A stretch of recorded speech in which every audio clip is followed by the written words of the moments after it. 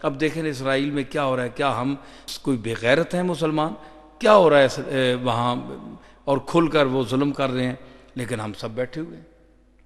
کیا انہوں نے کوئی زیادہ گناہ کیا ہے؟ ہم کوئی نیک پاک لوگ ہیں؟ میرا خیال ہے پاکستان جتنا گناہ گار ہے اتنا تو کوئی ملک ہے ہی نہیں۔ اس کے باوجود اللہ نے ہمیں بچایا ہوا ہے، کیا وہ عذاب یہاں نہیں آ سکتا؟ کل اگر یہاں آ گیا تو ہم کیا کریں گے؟ اللہ کے عذاب کو کوئی نہیں ہو سکتا، کچھ بھی نہیں ہو سکتا۔ تو اس لیے جب تک یہ اتحاد، چونکہ آپ میں سے کئی لوگ اسمبلیوں میں بھی جاتے ہیں، آپ کے جو اراکین دولت ہیں، جو کلیدی مناصب پر حضرات بیٹھے ہیں، ان تک بھی میرا پیغام پہنچائیں، اور خود بھی آپ مسلمان ہیں ماشاءاللہ۔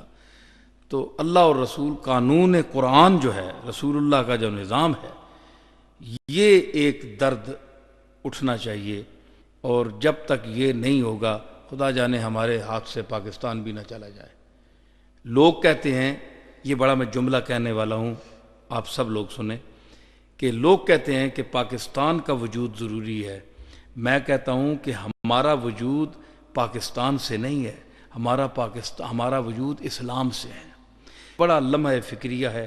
اللہ تعالیٰ اس ملک کو اور اس کے جتنے لیڈر آتے ہیں، وہ کیا نشستند و گفتند و برخاستند، آیا کسی نے اپنے حساب سے اپنی تجوریاں بھری، اس نے لوٹا، وہ چلا گیا، دوسرا آیا، اس نے کھایا۔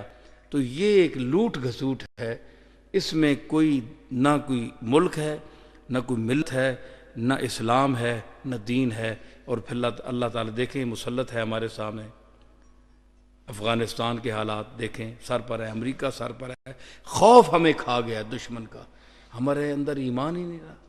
اللہ نے فرمایا کہ جو مجھ سے ڈرتا ہے اس کو کسی سے نہیں ڈرنا چاہیے۔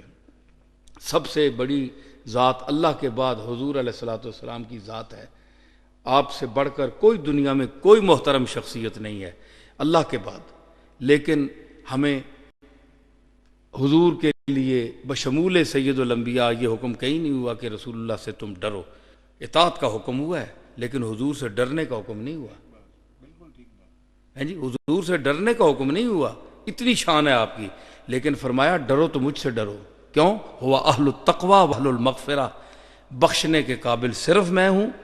ہاں، حقوق العباد، اگر میں نے آپ کا کچھ حق مارا ہے تو آپ سے معافی میں مانگ سکتا ہوں کہ آپ میرا حق معاف کریں یا مجھ سے غلطی ہوئی، لیکن میرے گناہ بخشنے آپ کا کام نہیں ہے، گناہ وہی بخشے گا۔